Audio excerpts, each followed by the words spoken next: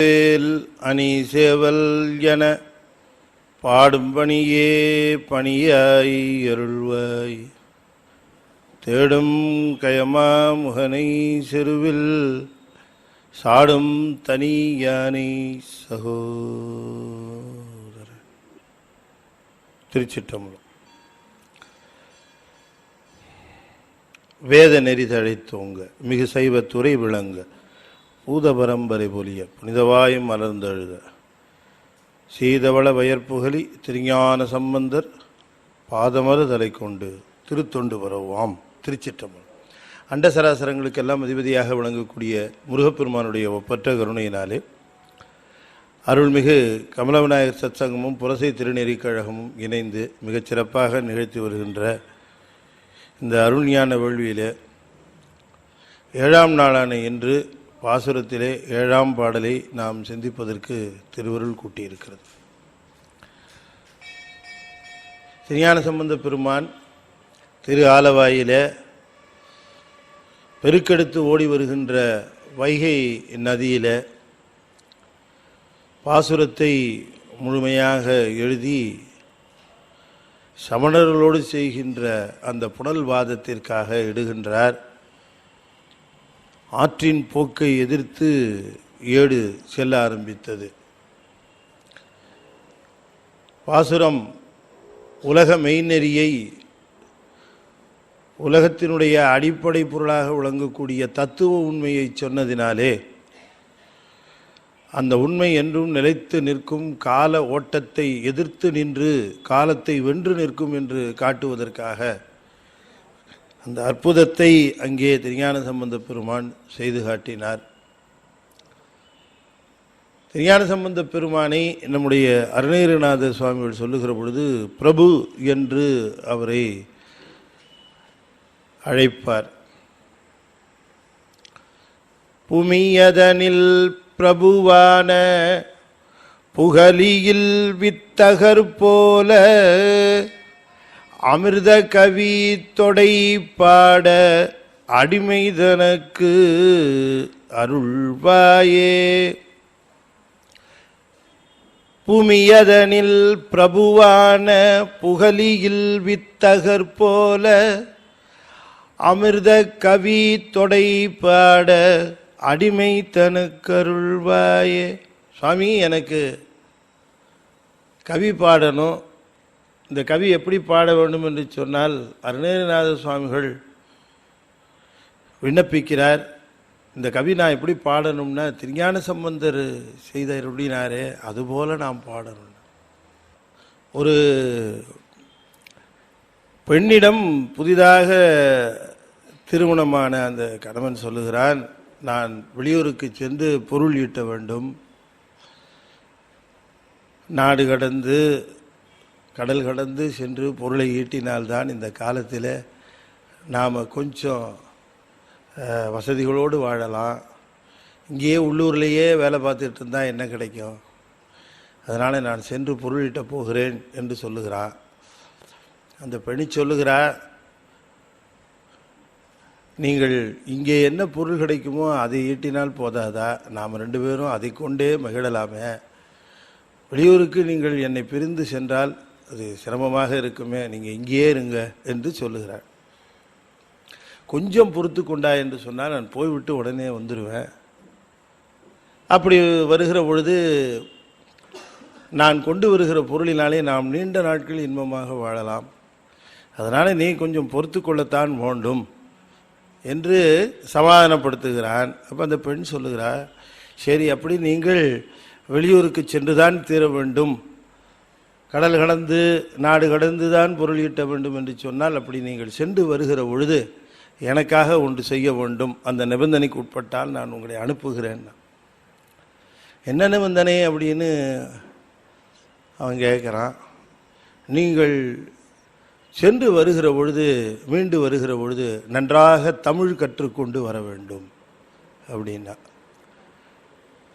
நன்றாக தமிழ் கற்றுக்கொண்டு வர வேண்டும்ங்கிறதுலேருந்து என்ன தெரியுது? இப்போ பேசுறது நல்ல தமிழ் அல்ல அப்படின்னு தெரிகிறது. சரி, அப்போ நன்றாக தமிழ் கற்றுக்கொண்டு வர வேண்டும் என்று சொல்லுகிறாயே, சரி நன்றாகவே தமிழ் கற்றுக்கொண்டு வருகிறேன், அது பத்தாதுங்கத்தான். நீங்கள் நன்றாக கவி புனைந்து பாடல் பாடக்கூடிய வல்லமை உடையவராக திரும்பி வர வேண்டும். ஓஹோ, கவி பாடுகிற அளவுக்கு நல்ல தமிழ் கற்று வர வேண்டும் என்கிறாயே. சரி, நான் கற்று வருகிறேன். நீங்கள் அவசரப்படுகிறீர்களே. நீங்கள் கவி பாட வேண்டும் என்றால் எப்படி கவி பாட வேண்டும் தெரியுமா? திருஞான சம்பந்தர் மாதிரி கவி பாடுகிற அளவிற்கு கற்றுக்கொண்டு வர வேண்டும். கொஞ்சம் யோசிக்க ஆரம்பித்தான். திருஞான சம்பந்தர் மாதிரி நான் கற்றுக்கிட்டு வரணுமா? அவர் மாதிரி பாடுறது கற்றுக்கிட்டு வரணுமா? எதுக்குமா திருஞான சம்பந்தர் மாதிரின்னு சொல்கிற அப்படின்னு கேட்டான். அதுக்கு அவர் சொல்கிற, ஐயா, நீங்கள் பிரிந்து சென்றால் நான் இங்கே உயிரோடு இருப்பேனான்னு சந்தேகம். அதனால் நீங்கள் பிரிந்து சென்ற பிறகு நான் இறந்து விடுவேன். இறந்து போனால் என்னை எழுப்புறதுக்கு திருஞான சம்பந்தர் மாதிரி அமிர்த கவி பாடினாதான் என்னை எழுப்ப முடியும். அதனால் அப்படி ஒரு தமிழை பாடிக்கிட்டு வான்னு. திருஞான சம்பந்தருடைய தமிழ் அமிர்த கவிதர். பூமியதலில் பிரபுவான புகழியில் வித்தகர் போர். பிரபுங்கிறாரு யார? நம்முடைய திருஞான சம்பந்த பெருமான அருணகிரிநாதர் பிரபு அப்படிங்கிற. பிரபுன்னா நம்ம அப்படி சாதாரணமாக நினச்சிடக்கூடாது. அந்த பிரபுங்கிறதுக்கு ஆகமங்களில் ரொம்ப அற்புதமான இலக்கணம் சொல்லப்பெறுகிறது. யாரை பிரபுன்னு அழைக்கலாம் அப்படின்னு. அப்படி சொல்லுகிற பொழுது சிவபெருமான் ஒருவனைத்தான் பிரபுன்னு அழைக்கலாமா. ஏன் அப்படின்னா, யார் பிரபு என்று சொன்னால் கர்த்தும் அகர்த்தும் அந்யதா கர்த்தும் சக்தகா. இதுதான் அதுக்கு சொல்லப்படுகிற டெஃபினிஷன். பிரபுனா யாருன்னு கேட்டால் கர்த்தும் அகர்த்தும் அந்யதா கர்த்தும் சக்தகா, அவருக்கு பிரபுன்னு பேருன்னு. அப்படின்னா என்ன பொருள் அப்படின்னா, செய்ய வேண்டுவனவற்றை செய்தும் அதற்குரிய ஆற்றலுடையவராக இருந்தும், செய்ய வேண்டுவனவற்றை செய்யாமல் இருக்கக்கூடிய ஆற்றல் உடையவராக இருந்தும், ரெண்டாவது. மூணாவது, செய்யக்கூடியவனற்றை மாற்றி செய்யக்கூடிய ஆற்றல் உடையவராக இருந்து. இந்த 3 விதமான ஆற்றல் இருக்கிறவருக்குத்தான் பிரபுன்னு பேர். அப்ப செய்யக்கூடியவதை செய்வதற்குரிய ஆற்றல், செய்யக்கூடியதை செய்யாமல் இருப்பதற்குரிய ஆற்றல், செய்யக்கூடியதை மாற்றி செய்யக்கூடிய இருப்பதற்கு ஆற்றல். இந்த 3 ஆற்றல் இருக்கிறவருக்குத்தான் பிரபுன்னு பேரு. அந்த 3 ஆற்றலும் உடையவன் சிவபெருமான். அவன் செய்ய வேண்டுவனவற்றை செய்வான், செய்ய வேண்டுவனவற்றை செய்யாமல் இருப்பான். ஏன் செய்யலைன்னு கேட்க முடியாது. ஒரு விரதம் இருந்தால் என்ன பலன்கிற நேதி இருக்கிறது. ஆனால் அந்த விரதம் இருந்த ஒரு காரணத்தினாலேயே கிளைம் பண்ண முடியாது, தராமல் கூட இருப்பான். இப்போ சோமவார விரதம் இருந்தால் குபேர சம்பத்து கிடைக்கும்னு ஒரு கொள்கை இருக்கு. சோமவாரம்னா திங்கக்கிழமை சிவனுக்கு விரதம் இருத்தல். விரதம்னா பட்டினி கிடக்கிறதுன்னு அர்த்தம் இல்லை. ரொம்ப பேர் விரதம்னா பட்டினின்னு நினைக்கிறாங்க. திருஞான சம்பந்தர் சொல்றாரு, உன் உடம்பை பட்டினி போட்டு கொடுமை செய்வதற்கோ அல்லது அதை துன்பத்திற்கு ஆளாக்குவதற்கோ உனக்கு உரிமை கிடையாதுங்கிறார். விரதம் என்று சொன்னால் சாப்பிடாமையே இருக்கிறது விரதம் அல்ல. எப்படி சாப்பிடாமே நீ இருக்கலாம்? உள்ள சிவம் இருக்கிறதே, நீ உண்ணுகிற உணவு அதுக்கு நைவேத்தியமாச்ச. என்னைக்காவது கோயிலில் சுவாமிக்கு வழிபாட்டில் நைவேத்தியம் வைக்காமல் இருக்கிறாங்களா? பண்ணாமல் இருக்குதா? அதுபோல் உள்ளே இருக்கிற சிவனுக்கு நீ நைவேத்தியம் பண்ணணுமா இல்லையா? அப்படி சாப்பிடுகிற சாப்பாடு உள்ளே இருக்கிற சுவாமிக்கு நைவேத்தியம். அப்படி நினைச்சா சாப்பாடு எப்படி இருக்குன்னு உங்களுக்கு தெரியும். சுவாமிக்கு செய்யப்படுகிற நைவேத்தியம்னா சாப்பாடு எப்படி இருக்கணும்? அப்படி இருக்கணும். அப்படியே தான் நீங்கள் நினைக்கிற மாதிரி தான். இப்போ நீங்கள் என்ன நினைக்கிறீங்களோ அப்படி தான் இருக்கணும். அது இல்லையா? சுத்தபத்தமாக. சில நாட்களில் சுத்தபத்தமாக இருக்கமில்ல, அது என்றைக்குமே சுவாமிக்கு இது நைவேத்தியம் உள்ளே இருக்கிற சுவாமிக்கு அப்படின்னு நினச்சோம்னா அந்த உணவு சுத்தபத்தம். அப்போ உணவு இல்லாமல் உடம்பை வருத்தக்கூடாது. விரதங்களால் ஆவது என் கேட்குறார். உடம்பை கொடுமை செய்கிறதுக்கு உனக்கு என்ன உரிமை இருக்குது?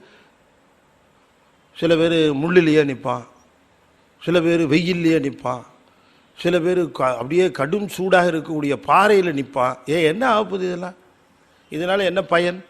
இதனால் யாருக்கு என்ன பயன்? காடே சுற்றி திரிந்து என், கந்தை சுற்றி ஓடே எடுத்து அலைந்து என் அப்படின்னு கேட்குறார். இதனால் என்ன பிரயோஜனம்? மனசை அடக்க முடியுதா?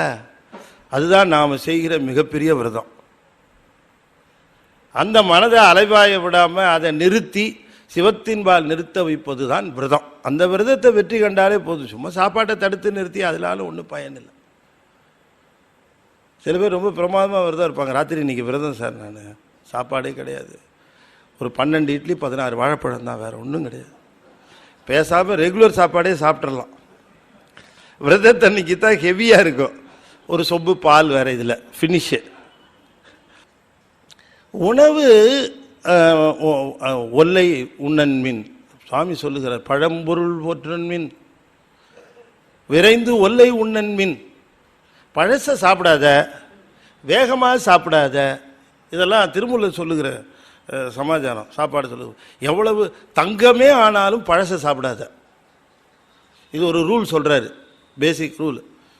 அவ்வளோதான். அன்றைக்கி அந்த இரவு முடிஞ்சு போச்சுன்னா அவ்வளோதான். அந்த உணவு தங்கமே ஆனாலும் மறுநாள் சாப்பிடாது. சில குழம்பெல்லாம் 2 நாள் ஆனால் தான் டேஸ்டேன்னு வச்சு வச்சு. பழம் பொருள் போற்றன்மின் விரைந்து ஒல்லை உண்ணன்மின். வேக வேகமாக சாப்பிடாதேன்னார். இப்போ என்ன பார்த்தோம்? இந்த கர்த்தும் அகர்த்தும் அந்நியதாகர்த்தும் சக்தகா அப்படின்னு பிரபுக்குரிய இலக்கணம். செய்ய வேண்டுவனவற்றை செய்யாமல் கூட இருப்பார். கேட்க முடியாது சுவாமியை போய், ஏன் செய்யலை நீங்கள்? சோமவாரத்தில் விரதம் இருந்தால் குபேர சம்பத்து கிடைக்குமா? சரி, ஒருத்தர் அப்படி சோமவாரம் முழுக்க விரதம் இருந்த காரணத்தினாலே எனக்கு குபேர சம்பத்து கொடுன்னு போய் கேட்க முடியாது. கொடுத்தா ஓகே, கொடுக்காமலையும் இருப்பார். ஏன்னு அவருக்கு தான் காரணம் தெரியும். ஒரு காரியத்தை ஏன் செய்யவில்லை, ஏன் செய்கிறார் என்பதற்கான காரணங்கள் நாம் கண்டுபிடிக்க முடியாது. இறைவனுடைய செயலுக்கெல்லாம் என்ன காரணத்துக்கு கண்டுபிடிக்கணும்? எல்லா பழத்துக்கும் கொட்டையை உள்ளே வச்சாரு, முந்திரி பழத்துக்கு வெளியில் வச்சிருக்காரு. கேட்க முடியுமா போய், ஏன் கொட்டையை வெளியில் வச்சிருக்கிறேன்னு? அதுக்கு அப்படித்தான். இறைவனுடைய செயலுக்கு காரணம் கண்டுபிடிக்க முடியாது, கேட்க முடியாது. அவருடைய தனித்தன்மை. அந்நியதா கருத்தும் மாற்றியும் செய்வார். இந்த மாதிரியான 3 வல்லமைகளையும் உடைய ஒரு திருஞான சம்பந்தராம். அவர் செய்ய வேண்டுவனற்றை சிவம் போல செய்வார். திருப்பாச்சிலாச்சிராமம் என்கிற கிராமத்தில் அந்த திருக்கோயிலிலே பெண்ணானவள் முயலகன் நோயினாலே வருந்தி வாடுகிற பொழுது சென்று அந்த நோயை நீக்கி அந்த பெண்ணை உயிர்ப்பித்து தந்தார். செய்ய வேண்டுவனவற்றை செய்யக்கூடிய வல்லமை, செய்ய வேண்டுவனவற்றை செய்யாமல் இருக்கக்கூடிய வல்லமை. சமணர்கள் முழுவதும் தோற்று கழுவேறுவதற்கு ஆயத்தமாக இருக்கிற காரணத்தில் தடுக்காமல் இருந்தார். ஏன் செய்யலை நமக்கு தெரியாது. தடுத்திருக்கலாம், தடுக்காமல் இருந்தார். அதற்குரிய காரணம் அவருக்கு தான் தெரியும். மாற்றியும் செய்வார். உலக சரித்திரத்திலேயே பெண்பனை மட்டும்தான் கொலை எண்ணி கேள்விப்பட்டிருக்கிறோம். ஆனால் ஒரு ஆண்மனையை கொலை என செய்த ஒரே செயல் நம்முடைய திருஞான சம்பந்தரை தவிர 5 கண்டத்தில் எந்த காலத்தில் யாரும் செய்ததில்லை. ரொம்ப பேர் சொல்லுவாங்க ஆண்மனையை பெண்மனையா மாற்றினார். தப்பு இல்லை. ஆண்மனையவே கொலை என செய்தார். ஆண்மனை ஈன்குலை ஓத்தூர் அப்படின்னு எழுதுறாரு சுவாமி திருஞான சம்பந்தர். அப்படி மாற்றி செய்யக்கூடிய வல்லமையும் உடையவரான் திருஞான சம்பந்தர். அதனால சொன்னார், கர்த்தும் அகர்த்தும் அந்நியதா கர்த்தும் சக்தக. அதனால அவரை பிரபுன்னு கூப்பிடுறார் நம்முடைய அருணகிரிநாத சுவாமிகள். புமியதனில் பிரபுவான புகழியில் வித்தகர் போல அமிர்த கவி தொடைப்பாட அடிமை தனக்கருள்வாயே. சுவாமி, எனக்கு திருஞான சம்பந்தர் மாதிரி பாடுறதுக்கு எனக்கு அருள் செய்யுங்க சுவாமி அப்படின்னு கேட்குறார். அப்படின்னு யார்கிட்ட? முருகர்கிட்ட போய் விண்ணப்பம் செய்கிறார்.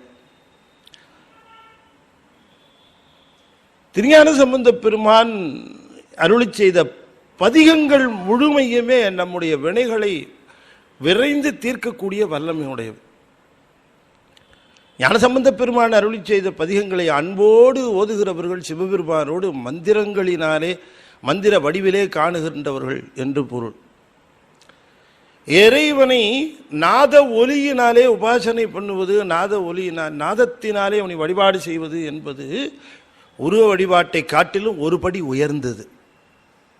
கண்ணினாலே அவனுடைய அந்த காட்சியை கண்டு வழிபாடு செய்வது என்பது ஒரு பக்கம் இருக்க, அதைவிட உயர்ந்த நிலை காதினாலே அந்த மந்திரத்தை கேட்டும் அதை சிந்தித்தும் அதிலே ஈடுபட்டும் நிற்பது அதைவிட உயர்ந்த நிலை. அதனால தான் விந்துக்கு மேலே நாதத்தை வச்சாங்க. விந்து என்பது கண்ணால் கண்டு செய்யப்படுகிற பூசை, நாதம் என்பது காதால கேட்டு செய்யப்படுகிற பூசை. அந்த நாத வடிவிலே சிவபெருமானை பூஜை செய்வதற்குரிய வேத மந்திரங்களை தந்தவர் நம்முடைய திருஞான சம்பந்த பெருமான். அதனால தான் பல பதிகங்களில் சொல்லுகிற பொழுது திருநெறிய தமிழ் வல்லவர் தொல்வினை தீர்தல் எளிதாமே. முதல் பதிகத்திலேயே சொல்லுகிறார், என்னுடைய பதிகங்களை பாடுகிறவர்களுக்கு என்ன பலன் கிட்டும். ஒரு நெறிய மனம் வைத்துணர் ஞான சம்பந்தன் உரை செய்த. கைகட்ட மருந்தாக கையிலே கிடைத்திருக்கிற பொழுது தமிழ் படைத்த தமிழ் உலக இந்த பெருங்குடி மக்கள் ஏன் அதை அறிந்து கொள்ளாமலும் தெரிந்து கொள்ளாமலும் மயங்கி போய் தம்முடைய வாழ்நாளிலே துன்பத்தை அனுபவிக்க வேண்டும். ஒரு நெறிய மனம் வைத்துணர் ஞான சம்பந்தன் உரை செய்த திருநெறிய தமிழ் வல்லவர் தொல்வினை தீர்தல் எளிதாமே. எளிதாமேன்னார். தொல்வினை தீர்தல் பழைய வினை. நாம் இப்போ அனுபவிக்கிறதுக்குரிய செயல்களுடைய பயன்கள் நாம் இப்போ செஞ்ச செயல்கள் அல்ல. இது எப்போவோ செய்தோம், அதனுடைய பயன் இப்போ வருகிறது. எப்போவோ செஞ்சால் இப்போ தானே வரும். 2 நாளைக்கு முன்னாடி சாப்பிட்ட மாம்பழம் தானே இன்றைக்கி வயிற்று வலியாக வரும். சாப்பிட்ட உடனேவா வயிற்று வலி வரும்? வராது. அதுபோல் இந்த வினையானது பக்குவத்திற்கு வருவதற்கு சில காலம் எடுக்கிறது. அப்படி நாம் முன்பு செய்த வினைகளினுடைய ஈட்டம், அதனுடைய பயனை நம் அனுபவத்திற்கு வருகிற பொழுது நமக்கு ஏற்படுகிற துன்பம், அதிலிருந்து விடுபடுவதற்கான உபாயத்தை நாம் சிந்திக்கணுமே தவிர நாம் மீண்டும் மீண்டும் அந்த வினைகளை சேர்த்துக் கொள்வது அறிவுடைமையாகாது. அதனால தான் நாம் போய் இறைவனிடம் போய் நின்று கேட்கிற பொழுது, பெருமானே எம்முடைய வினைகளை தீர்த்தருள வேண்டும், வினையின் பயன்களை தீர்த்தருள வேண்டும் என்று தான் விண்ணப்பிக்கணுமே தவிர புதுசாக கேட்டு மாட்டிக்க கூடாது. அப்படி இறைவனிடம் சென்று வேண்டத்தக்கது அறிவோய் நீ வேண்ட முழுதும் தருவோய் நீ என்று நம்முடைய ஞானிகளுடைய பாடல்களை சொல்லி வழிபாடு செய்வது என்பது ஒரு சிறந்த முறையாக இருக்கிறது. அதற்காகவே நம்முடைய திருஞான சம்பந்தர் இந்த திருமுறையை அருளி செய்திருக்கிறார். இதுக்கு திருமுறைன்னு ஏன் பேர் வந்தது அப்படின்னு கேட்டால், முறை என்று ஏன் பெயர் வந்ததுன்னு கேட்டால், இது முறைப்படுத்தப்பட்டது அல்லது முறைப்படுத்தி அமைக்கப்பட்டது, கால முறைப்படுத்தப்பட்டது, இல்லை தகுதி முறைப்படுத்தப்பட்டதுங்கிற பொருள் அல்ல. முறை என்று சொன்னால் என்ன அர்த்தம்னா, ஒரு குடிமகன் தன்னுடைய குறைகளை சென்று அரசனிடமோ தனக்கு மேலானிடமோ சென்று சொல்லுவதற்கு என்ன பேரு? முறையிடுதல்னு பேரு. அப்படி நம்முடைய குறைகளை எல்லாம் திருவாக இருக்க சிவனிடம் சென்று முறையிடுவதற்காக பெரியவர்கள் நமக்கு செய்து தந்த தமிழ் என்பதனாலே இதுக்கு திருமுறை என்கிற பெயர் வந்தது.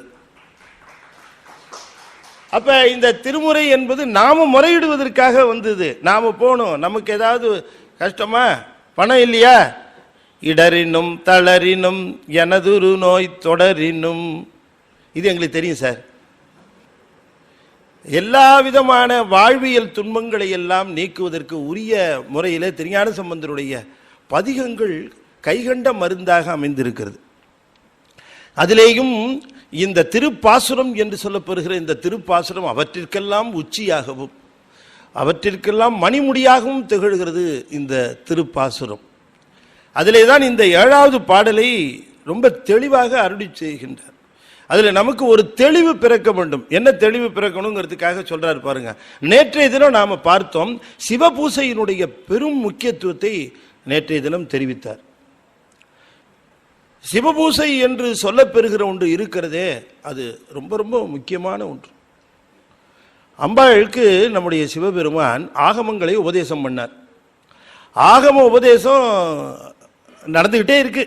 எத்தனை காலம் சொன்னார்னு தெரியல அம்பாளுக்கு. அம்பாள் அவற்றையெல்லாம் ரொம்ப ஆழமாக கேட்டுக்கொண்டே வந்தாள். ஆகம உபதேசங்கள் ஒரு நாள் நிறைவு செய்தது. சுவாமி முதல்ல ஆகமங்களை உபதேசம் செய்தது அம்பாளுக்கு தான். அப்புறம்தான் நந்தியம்பெருமானுக்கு செய்தார். நந்தியம்பெருமான் அதற்கு பிறகு சீடர்களுக்கெல்லாம் அதை உபதேசம் பண்ணார். அப்படி அவர் செஞ்ச ஒரு 9 ஆகம உபதேசம் தான் நம்முடைய திருமூல தேவ நாயனாருக்கு கிடைச்சது. அவர் தான் நமக்கு 9 தந்திரங்களை வழங்கினார்.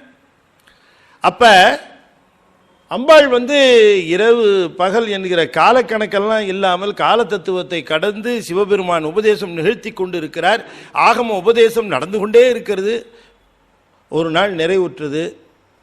அம்பாளை பார்த்து சுவாமி கேட்டார், என்ன தேவி, ஆகமங்களை பற்றி நான் உனக்கு விளக்கமாக விரிவாக எடுத்து சொன்னேன், உனக்கு என்ன புரிஞ்சுது அப்படின்னு கேட்டார்.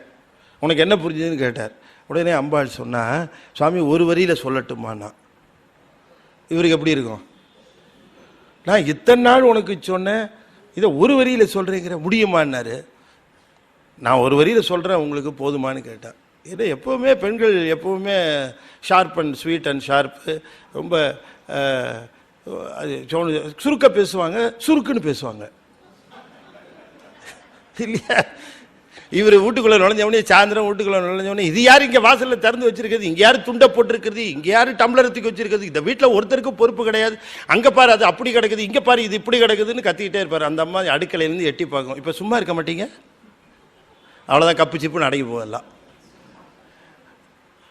அப்படி சுருக்கமாக சொல்லுவார்கள், சுருக்குன்னு சொல்லுவார்கள். அப்படி அம்பாள் சொன்னா, ஒரு வரியில் சொல்லட்டுமா சாமின்னா சொல்லுன்னு.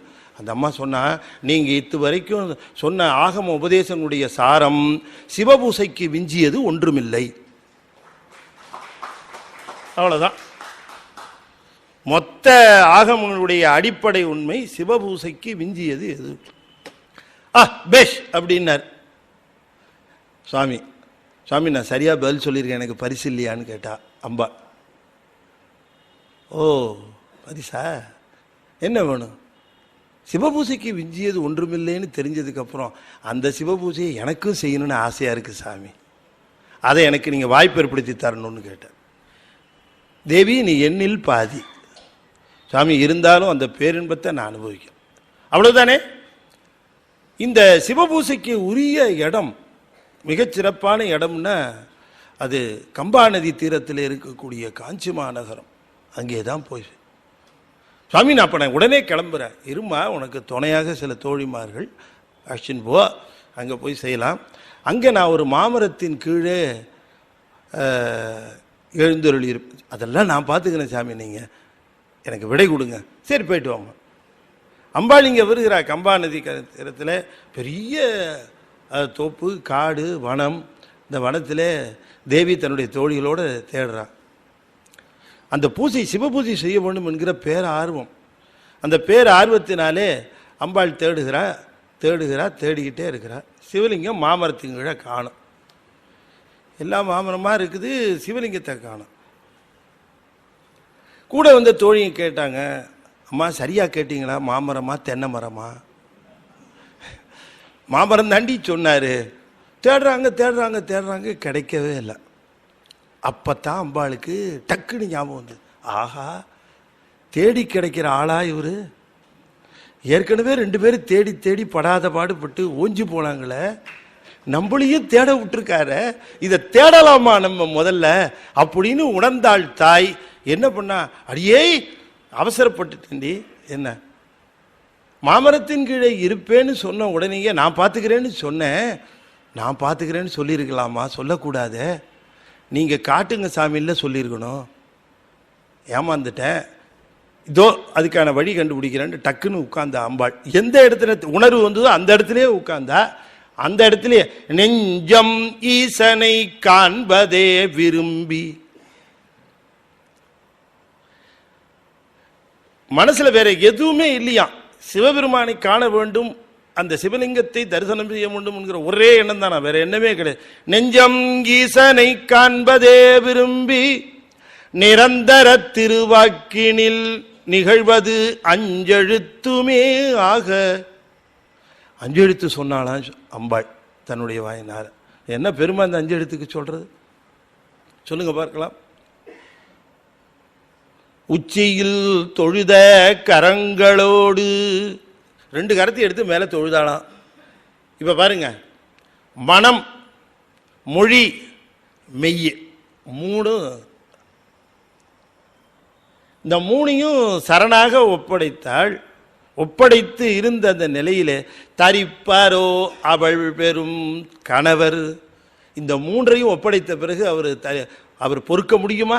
அம்பாள் இந்த அளவிற்கு வந்த பிறகு பொறுக்க முடியுமா? மாவின் மூலத்தில் தோன்றினார் வெளிப்பட்டு, எங்க உட்கார்ந்தாலும் அதுக்கு எய்த்த மாதிரியே மாமரத்தில் வெளிப்பட்டாராம் சுவாமி. அப்படின்னா அவர் சொல்லுகிற பொழுது மாமரமும் கிடையாது, இவரும் கிடையாது. இது எப்படி இருக்கு? அப்ப அம்பாள் எங்கே நினைந்தாலோ எங்கே அன்பு செய்தாலோ அந்த இடத்துல தோன்றிட்டார். அவ்வளவுதான். அந்த தோன்றிய இடத்திலே அன்பு வெளிப்பட்ட காரணத்தினாலே அங்கேயே அம்பாள் அந்த சிவபூஜையை துவங்கினாள். அதற்கு பிறகு அதற்குரிய அந்த மலர்களை எல்லாம் கொண்டு வந்து சிவபூஜை செய்வதற்கு முன்பாக அந்த மனசை சாந்தப்படுத்தணும், அந்த சூழ்நிலையை சரிப்படுத்தணும். அப்போ தான் சிவபூஜையில் மனம் செல்லும். அதுக்காக கொஞ்சம் முன்னால் ப்ரிலிமினரியாக ப்ரிப்பரேஷன்ஸ் எல்லாம் கொஞ்சம் பண்ணிக்கணும். அந்த உரிய முறையில் செய்துவிட்டு இந்த தியானத்தை செய்துவிட்டு இந்த சிவபூஜை செய்ய வேண்டும் என்பது ஒரு நேதியாக சொல்லப்பெறுவது.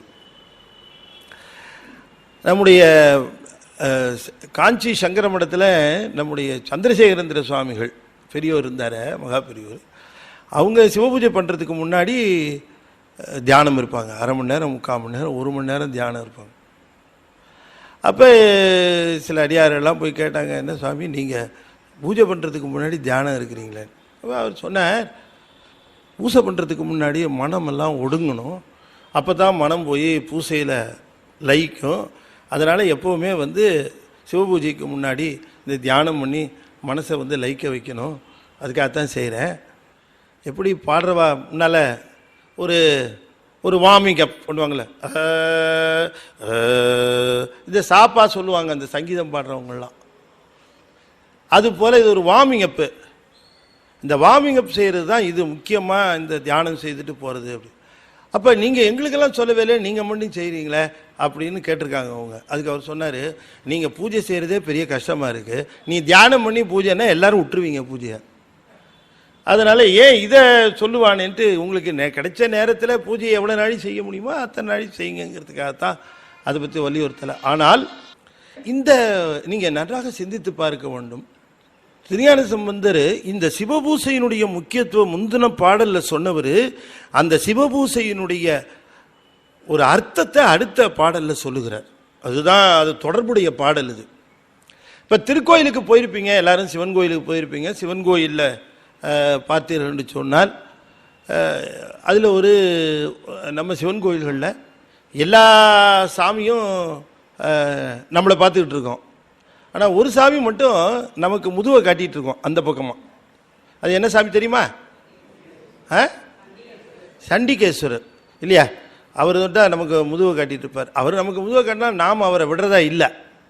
அவருக்கு முன்பக்கமாக போய் அவருக்கு என்னென்ன உபதிரவம்லாம் பண்ண முடியுமோ, நூலை பிச்சு தலையில் போடுறது, அப்புறமா இந்த சொடுக்கிறது, இந்த இப்படி சொடுக்கிறது. நீங்கள் வேணால் வெளியில் போய் ஒரு பையன் போயிட்டு தான் அவனை இப்படி சொடுக்கி கூப்பிடுங்க பார்க்கலாம். என்ன சொடுக்கிற, பேர் விட்டு கொடுப்பிட்டு அப்படிமா. பையனே கோச்சிக்கிறானே, அவர்கிட்ட போய் இந்த சொடுக்கிற பழக்கத்தை யார் சொல்லி கொடுத்தாருன்னு தெரியல, அவரை போய் சொடுக்குற.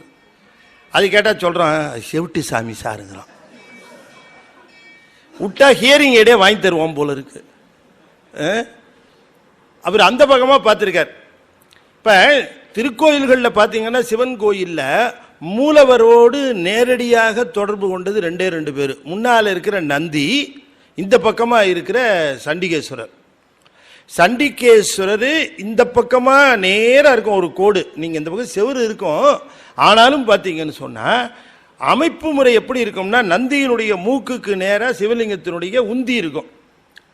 இந்த பக்கமாக பார்த்தீங்கன்னு சொன்னால் ஒரே நேர்கோட்டில் சிவலிங்கமும் நம்ம சண்டிகேஸ்வரர் இருப்பாங்க. சண்டிகேஸ்வரனுடைய அந்த பார்வை, அந்த முகம் எங்கே இருக்குன்னு சொன்னால் நீங்கள் அந்த சிவர் இருந்தாலும் அங்கே தான் சிவலிங்கம் இருக்குன்னு கண்டுபிடிச்சிடலாம். அதுதான் அமைப்பு முறை. இது எப்படின்னு கேட்டிங்கன்னா, சண்டிகேஸ்வரருக்கு திருக்கோயில்களில் யாருக்குமே இல்லாத பெரிய உரிமை உண்டு, வேறு யாருக்கும் அந்த உரிமை கிடையாது. என்னன்னு கேட்டால், சிவபெருமானுக்கு என்னென்னலாம் நாம் கொடுக்குறோமோ அத்தனையும் சண்டிகேஸ்வரருக்கு தான் அனுபவ பாத்தியம், அவருக்கு தான் அனுபவ பாத்தியதை. சிவபெருமானுக்கு நீங்கள் இப்போ நைவேத்தியம் பண்ணுறீங்க, அங்கே தான் தள்ளி விட்டுருவார். நீங்கள் வஸ்திரம் சாத்துறீங்க, அங்கே தான் தள்ளி விடுவார். இவருக்கு ஒன்றும் அதுக்கு ஆனால் அந்த அனுபவம் செய்யறதுக்குரிய தூள உடம்பு கிடையாது அவருக்கு, இல்லையா? மாம்பழம் சாப்பிடணுன்னா மாம்பழம் சாப்பிட்றதுக்குரிய அந்த தூள உடம்பு இருக்கணும், அனுபவம் இருக்கணும். அதெல்லாம் ஒன்றும் கிடையாது அவருக்கு, சுவாமிக்கு. அதனால் என்ன பண்ணுவார், இப்படி அவர்கிட்ட தள்ளி விடுவார். இந்தப்பா சுண்டல் வந்திருக்குப்பா எடுத்துக்க அப்படின்னு தள்ளி விடுவார். எப்படி இருக்குது சுண்டல் இன்னைக்கு? சுண்டல் ஒரு மாதிரி இருக்குது, தேங்காய் அழி இருக்கும் போல இருக்குது சாமி, துருவி போட்டு விட்ருக்காங்க, பரவாயில்ல சாமிக்கு தானேன்னு போட்டு விட்ருக்காங்க சார் அப்படின்னு சொல்லிடுவார். யார்? சண்டிகேஸ்வர் தான் சொல்லுவார். அப்பா இந்தப்பா வஸ்திரம் சாத்தியிருக்காங்கப்பா, இந்தப்பா எடுத்துக்கப்பா, நல்லா ஜரிகைலாம் நல்லா இருக்குது சாமி, சரிகை நல்லா இருக்குது, உள்ளே சரியாக பார்த்தீங்கன்னா 2 ஓட்டை இருக்குது, எலி கடித்த ஓட்டை. கடைக்காரன் அப்போவே சொன்னால் பரவாயில்ல சாமிக்கு தானே டிஸ்கவுண்ட் போட்டு வாங்கிட்டு வந்திருக்கிறான் இவன் அப்படின்ட்டுருவார். இதெல்லாம் சண்டிகேஸ்வரர் தான் போட்டு கொடுப்பார். அதனால நம்ம கோயிலை சுற்றி வருகிற பொழுது சண்டிகேஸ்வரர்கிட்ட போய் சாமி ஏதாவது 1-2 தப்பு பண்ணியிருப்பேன் போட்டு கொடுத்துறாதீங்க நீங்கள் அவர்கிட்ட அப்படின்னு அவர்கிட்ட நம்ம விண்ணப்பிச்சுட்டு வரணும். அதுக்கு தான் சண்டிகேஸ்வரர்கிட்ட போகிறது. அவரை போய் நாம நூல்லாம் பிடிச்சி போட வேண்டிய அவசியம் இல்லை, அது தேவையும் இல்லை, அவரை சொடுக்கவும் வேண்டாம், அவரை வணங்கணும். சண்டிகேஸ்வரருக்குடைய சிறப்பு என்னன்னு கேட்டால், திருக்கோயிலில் அவர் ஒருத்தர் தான் 2 இடத்துல இருக்கிறவர். ஆமாம், இங்கே சண்டிகேஸ்வரராக இருக்கிறது மட்டும் இல்லை, 63 நாயன்மார்கள் வரிசையிலும் அவர் இருப்பார். ஏன்னா 63 நாயன்மார்கள் ஒரு நாயன்மார் சண்டிகேஸ்வரர். இப்போ அங்கே உட்கார்ந்துருக்கிறாரே அவர் பேர் சண்டிகேஸ்வரர் இல்லை, சண்டிகேஸ்வரருங்கிறது பதவியோட பேர். பிரதமர், முதலமைச்சர், நிதி அமைச்சர் அப்படிங்கிற மாதிரி சண்டிகேஸ்வரர், சண்டீச பதம் அப்படின்னு பேர், அது ஒரு பதவியோட பேர். ஆனால் அங்கே உட்கார்ந்துருக்கிற ஒரு பேர் தெரியுமா? அவர் பேர் விசார சருமர்னு பேர். அவர் பேர் விசார சருமர்னு பேர். அவர் தான் அங்கே உட்கார்ந்துருக்கார் எல்லா கோயில்லையும். விசார சருமருக்கு சண்டிகேஸ்வரர் போஸ்ட்டை நம்முடைய சிவபெருமான் எல்லா கோயில்களுக்கும் சேர்த்து கொடுத்துட்டார். ஆனால் அதுக்கு முன்னாடி அவர் முதலாக சிதம்பரம் கோயிலுக்கு சண்டிகேஸ்வரர் பதவி யாருக்கு கொடுத்துருக்காரு தெரியுமா? பிரம்மாவுக்கு கொடுத்துருக்கார். இன்றைக்கும் சிதம்பரத்தில் நீங்கள் போய் பார்த்தீங்கன்னு சொன்னால் அங்கே சண்டிகேஸ்வரர் யாருன்னு கேட்டால் பிரம்மா. அங்கே சன்னதியில் பார்த்தீங்கன்னா 4 சிரசோடு உட்காந்துருப்பார். மேலே பார்த்தீங்கன்னா தெரியும் அந்த பிரம்மாவுக்கு தனி சன்னதி சிவன் கோயிலில் இருக்கிறது ஒரே இடம் சிதம்பரம் தான், வேற எங்கேயும் கிடையாது இருக்குது. அங்கே தான் அவர் அந்த போஸ்ட்டில் போட்டார் அப்படி இருந்துட்டு. அடுத்ததாக திருவாரூர். இந்த 2 கோயில் தான் ரொம்ப பழமையான கோயில். திருவாரூரில் சண்டிகேஸ்வரர் போடணும். யாரை போட்டார் தெரியுங்களா? யமனை சண்டிகேஸ்வரராக போட்டிருக்கார். அங்கே அது பேர் யமசண்டேஸ்வரர். இப்போ நீங்கள் போனீங்கன்னா அந்த இது மேலே எழுதியிருக்கோம் யமசண்டேஸ்வரர் அப்படின்னு போட்டிருக்கோம். அது பிற்காலத்தில் என்ன பண்ணிட்டான், பயமாக இருந்து யமசண்டேஸ்வரர் பக்கத்தில் தனியாக ஒரு சண்டேஸ்வரர் வச்சுட்டான். அந்த சன்னதி எப்போ வந்துச்சுன்னு தெரியல. இது வேற யமசண்டேஸ்வரர். ஆனால் சுவாமி கொடுத்த போஸ்ட் அது, யமனுக்கு அந்த சண்டேஸ்வரர் போஸ்ட் கொடுத்துருக்காருங்க, யமசண்டேஸ்வரர். நல்ல கவனமாக கேளுங்க. அங்கே பிரம்மா, இங்கே யமன். அது ஸ்டார்டிங் பாயிண்ட்டு, இது ஃபினிஷிங் பாயிண்ட்டு. இந்த 2 கோயிலும் தான் சைவர்களுக்கு ரொம்ப முக்கியமான கோயில். இந்த சிதம்பரத்துக்கு அம்சின்னு பேர். சிதம்பரம் கோயிலுக்கு அம்சின்னு பேர். என்ன அம்சின்னா, அம்சங்கள் எல்லாம் சென்று ஒடுங்குகிறதுனால இதுக்கு அம்சின்னு பேர். எல்லா கலைகளும், எல்லா திருக்கோயில்களுடைய கலைகளும் சென்று நடராசர்கிட்ட தான் ராத்திரி போய் ஒடுங்கும். நடை சாத்தினதுக்கு அப்புறம் திரும்பவும் திறந்தா பிரயோஜனம் இல்லை அப்படின்னு ஏன் சொல்கிறாங்கன்னா, ஒரு கோயில் நடைய சாத்தினதுக்கு அப்புறம் அதனுடைய கலை, அந்த திருக்கோயிலினுடைய மூல கலை அது சிதம்பரத்தில் போய் ஒடுங்கிடும். நீ கதவை திறந்து திரும்பவும் கூப்பிட்றதுனால பிரயோஜனம் கிடையாது. ஏன்னா அங்கே இருக்காது அந்த மூர்த்தம். சில வேணா இருக்குமே தவிர அங்கே இருக்காது. விஐபி வந்துட்டாருன்னு திறக்கலாம் சில சமயம். விஐபி வரும் கல்லை தான் பார்த்துட்டு போவார்.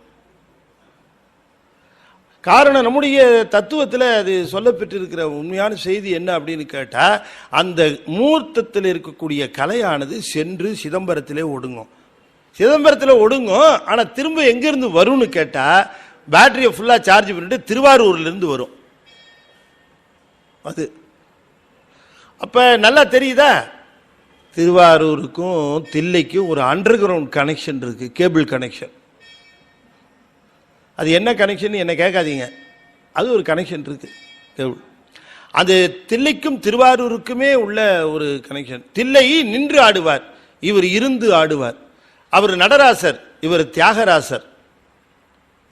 இந்த 2க்கும் சைவர்களுக்கும் மிகப்பெரிய தொடர்பு. எது பழசுங்கிறது இன்னும் பெரிய தகராறில் தான் இருக்கு.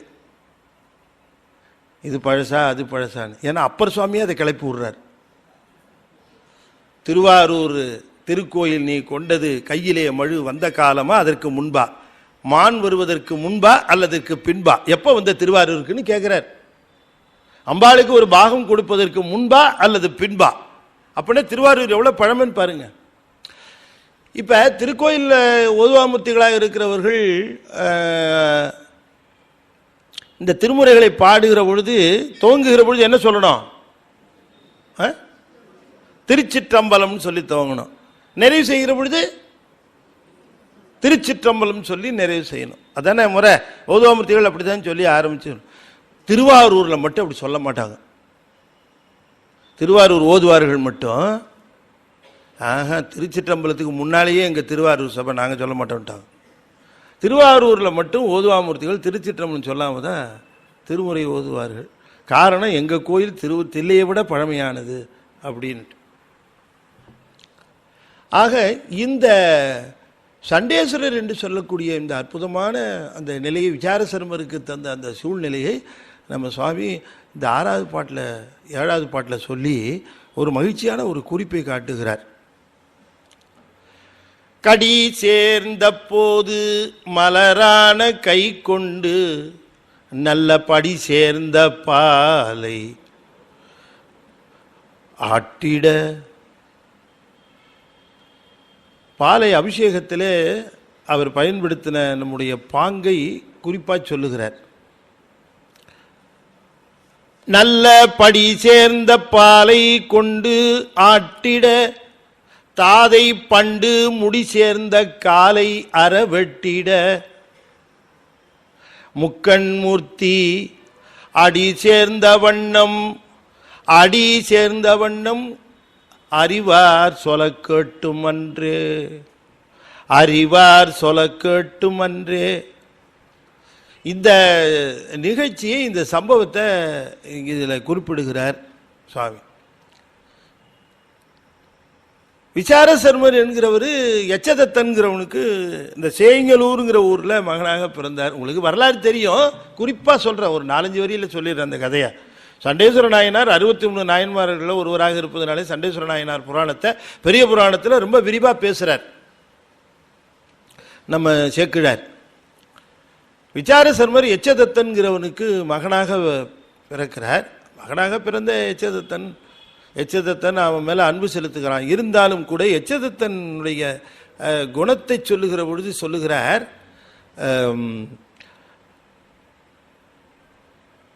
நஞ்சை உமிழ்ந்து மணியை அழித்த அரவு போல அப்படின்னார். பாம்பு விஷத்தையும் கக்கிச்சு, அதே சமயத்தில் நாகம் மணியையும் கொடுத்துச்சு.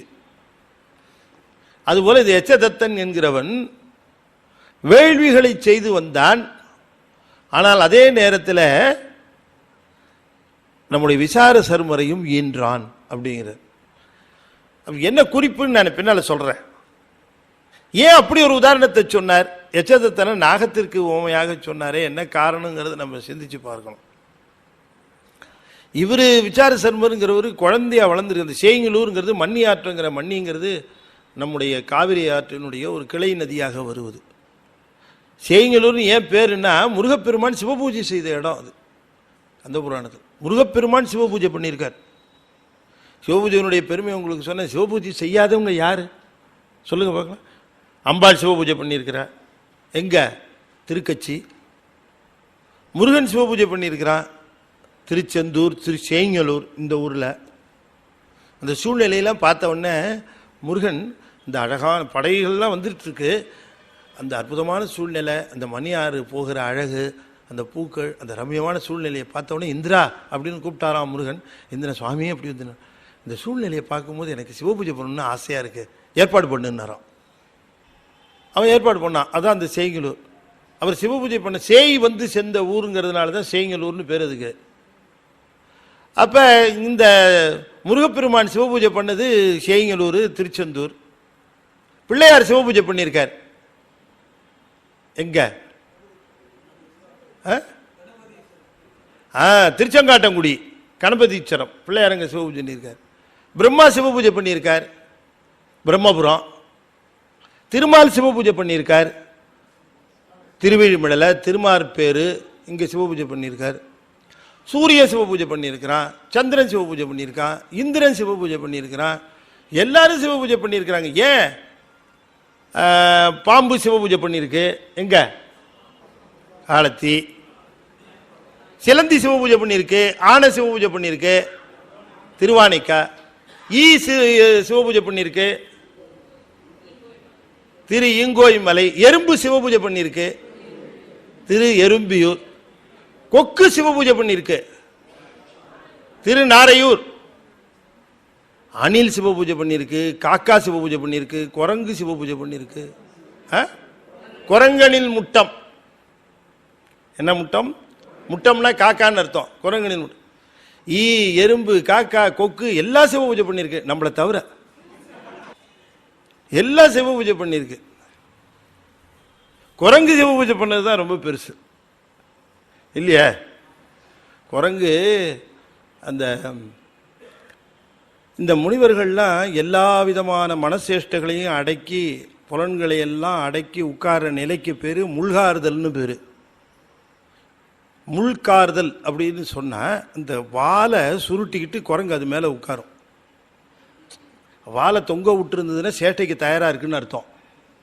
வால் தொங்கிட்டு இருந்ததுன்னா, இந்த வால் அப்படி சுருட்டி அப்படி அது மேலே உட்கார்ந்ததுன்னா அது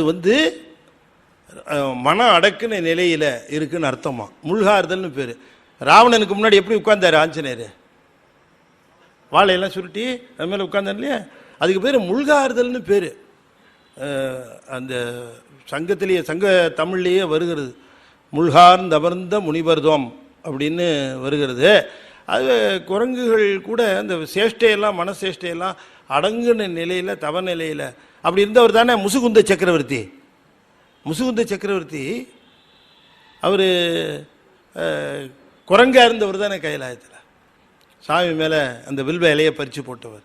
அப்படி குரங்கு பூஜை பண்ணியிருக்கு. எல்லாமே சிவபூசை பண்ணிக்கூடிய அந்த சிவபூசையினுடைய பெருமை.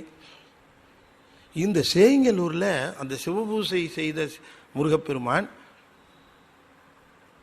இவர் விசார சர்மர் வேதம் படிக்கிறதுக்காக வேத பாடசாலை போகிறார். அவரை ஒத்த சிறுவர்கள் எல்லாரும் ஒன்றா போகிறாங்க. ஆனால் இந்த குழந்தை ஒரு 6 வயசு 7 வயசு 8 வயசில் இந்த வேதம் படிக்கிற பொழுது அந்த வாத்தியார், இனிமேல் நீ வராத இங்கே, நீ ஸ்கூலுக்கு உன்னால் பெரும் தொந்தரவாக இருக்கு, நீ வராதுன்னார். ஏன்?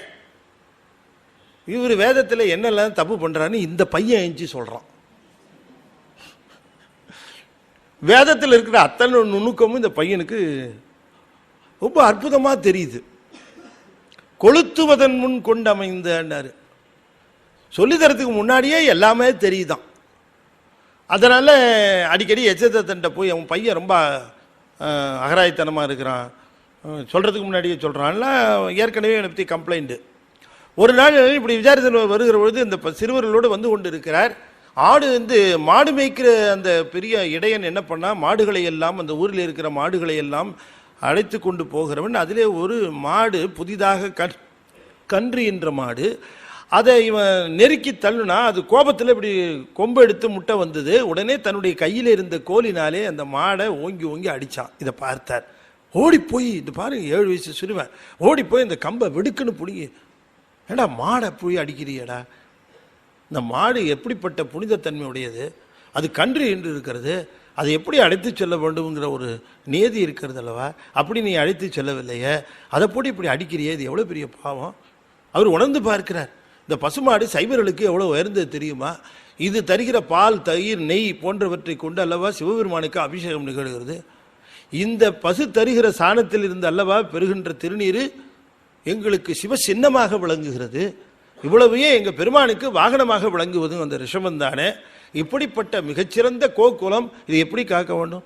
இன்னிலேருந்து உன்னை இந்த பதவியிலேருந்து டிஸ்மிஸ் பண்ணுறேன்னாரு. அவன் சொன்ன பெரிய இந்த போஸ்ட்டு, அட போயான்ட்டு போயிட்டான். நீ ஏன் பார்த்துக்க சாமின்ட்டு போயிட்டான். அவனுக்கு தெரியும் 2 நாள் பார்த்துட்டு சாமி முடியலன்ட்டு நம்மளை தான் திரும்பி வரும். மாடு மேய்க்கிறது ஒன்றும் அவ்வளோ சுலபமான வேலை இல்லை அப்படின்னுட்டு அவர் மாடு மேய்க்க போயிட்டான். இப்போ இந்த காலத்துலலாம் வாத்தியாருங்க என்ன பண்ணுவாங்க, பையன் சரியாக படிக்கலைன்னா அவனை பார்த்து ஏன்டா இங்கே வர அப்படின்னு சொல்லுவாங்க. அவர் பாருங்க, அவர் நேராகவே மாடு மேய்க்க போயிட்டார். வாத்தியார்ட்ட வம்பு வேணான்ட்டு மாடுகளை எல்லாம் கொண்டு போய் அற்புதமாக மேய்க்கிறார். அந்த மாடுகளை தடவி கொடுத்து நிழல்லையா அதுங்களை இழப்பார வச்சு நல்ல புல் வளர்ந்துருக்கிற இடமா பார்த்து சுத்தமான நீர்கிட்ட காட்டி, அதனால் இந்த மாடுகளுக்கெல்லாம் இவர் மேலே ஒரு அன்பு பொழிந்து, இந்த மாடுகள் எல்லாம் கன்றை பிரிந்த நிலையில் இந்த குழந்தையை பார்க்கிற போது தன்னுடைய கன்று நினைவுக்கு வந்ததுனால அவைகளெல்லாம் தாமாக பாலை பொழிய ஆரம்பிச்சுது. இது தானா பால் பொழியறதை பார்த்த உடனே இவருக்கு பெருமான் என்ன நினைக்கிறார், ஐயோ இந்த பாலெல்லாம் கீழே வீணா போகுது, இந்த பாலையெல்லாம் சேமித்து சிவலிங்கத்திற்கு பூஜை செய்தால் எப்படி இருக்கும், இதைத்தான் நினைச்சார். சிவபூஜை செய்யணும்னு மனசில் தோணுச்சு. இப்போ நல்லா கவனமாக கேட்கணும், அந்த ஊரில் வேள்விகள் நிகழ்ந்தன, சிவபூசை நிகழவில்லை. இதுதான் குறிப்பு அங்கே. அப்போ சிவபூஜை நிகழலைன்னு சொன்ன உடனேயே இவருக்கு அந்த குறிப்பு பெறுகிறார். சிவபூஜையினுடைய முக்கியத்துவம் தெரிய வேண்டும் என்று எண்ணுகிறார். இந்த பாலையெல்லாம் நாம் சேமித்து வச்சு இந்த சிவலிங்கத்திற்கு சிவபூஜை சிவலிங்கம் இல்லையே, அதனால் என்ன கோயில் கட்டுவோன்னு கட்டினார். ஒரு கோயிலை கட்டுறார். மணியாட்டங்கரையில் இருக்கக்கூடிய அந்த ஈர மணலை எடுத்து சிவலிங்கம் பிரதிஷ்டை பண்ணுறார். பிரகாரம் கட்டுறார். கோபுரம், முன் கோபுரம் கட்டுறார். அந்த கோயிலுக்கு கும்பாபிஷேகம் பண்ணுறார். அபிஷேகம்லாம் பண்ணுறார். மகாபிஷேகம் பண்ணுறார். பாலை பிடிச்சி அங்கே இருக்கிற மலர்களை எல்லாம் எடுத்து வந்து அந்த மலர்களை சூட்டி கடி சேர்ந்த போது மலராக கை கொண்டு அங்கே இருக்கிற மலர்களை எல்லாம் எடுத்துட்டு வந்து அதுக்கு பூஜைக்கு பயன்படுத்துகிறாராம். இந்த பாலை எல்லாம் சரி, இந்த பால் தானா சுரக்குதே, சாயந்தரம் போன உடனே அவங்கவுங்க வீட்டில் போய் அது பால் கறக்கணுமா இல்லையா? அதில் எந்த விதமான குறைவும் கிடையாது. அந்த குவான்டிட்டி எந்த குறைச்சலும் இல்லை. இன்னும் சொல்ல போனால் எக்ஸஸாகவே கறக்குது. அவங்களாம் ரொம்ப ஹாப்பியாக தான் இருக்கிறாங்க எல்லாரும். நம்ம மாடு முன்னைய விட இப்போ ரொம்ப அதிகமாக கறக்குது, இந்த பையன் நல்லா மாடு மேய்ச்சிட்டு வரான் அப்படின்னுட்டு எல்லாத்த விட ரொம்ப சந்தோஷப்பட்டது யாருன்னு கேட்டால் அந்த வேத பாடசாலை வாத்தியார் தான். அப்பா அவங்க முடிஞ்சா பிரச்சனை அப்படின்னு, பையன் தொந்தரவு நீங்கிச்சிரா நமக்கு அப்படின்னுட்டு இவர் என்ன பண்ணார், இந்த மாடுகள் மேலே இவ்வளோ அன்பு சக்தி பண்ணியிருக்கும்பொழுது 3 நாள் ஆச்சு, 4 நாள் ஆச்சு, 1 வாரம் ஆச்சு. இந்த டிஸ்மிஸ் ஆனான் பாருங்க ஒருத்தன், அவன் நமக்கு எப்படி இருந்தாலும் ஒரு 4 நாளில் நம்மளை திரும்ப கூப்பிட்டு இந்த பொறுப்பை ஒப்படைப்பாங்கன்னு பார்த்தா வரவே இல்லை. என்னடா நடக்குது இது அப்படின்னு பார்க்கணும், உண்மையிலேயே மேய்க்கிறானான்னு பார்க்கணும். அவன் வந்தான். வந்து பார்த்தா இவர் என்ன பண்ணுறாரு, சிவலிங்கத்துக்கு பண்ணுறார்.